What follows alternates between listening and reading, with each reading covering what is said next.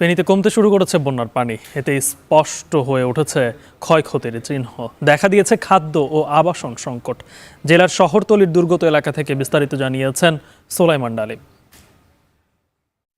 গত কয়েকদিনের যে বিপর্যয়কর বন্যা পরিস্থিতি, সেই পরিস্থিতি থেকে ফেনীর ফুলগাজী পরশুরামে কিছুটা নিস্তার পেয়েছে মানুষ।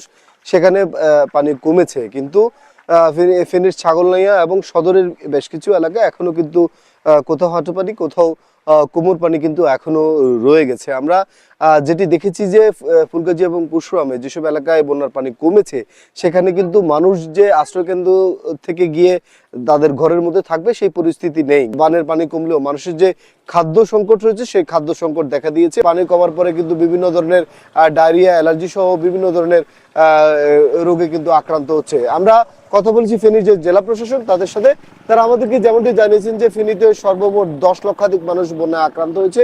1.5 লক্ষাধিকের মতো মানুষকে কিন্তু তারা সেনা, নৌ বিমান বাহিনী এবং তাদের বিভিন্ন মাধ্যমে তাদেরকে উদ্ধার করেছেন, আর বাকিরা কিন্তু নিজস্ব ব্যবস্থাপনা উদ্ধার হয়েছে। প্রাণী সম্পদ খাতেই কিন্তু 391 কোটি টাকার ক্ষয়ক্ষতি এই জনপদে হয়েছে। এই বন্যার পরিস্থিতি কিছুটা ফেনীতে আগের চাইতে ভালো আছে। তো এই ছিল ফেনীর আলোকদিয়া ভালুকিয়া সড়ক থেকে আমার কাছে ফেনীর বন্যা পরিস্থিতির সর্বশেষ খবর। এখন জনপদে নিচ্ছে একটা বিরতি, ফিরছি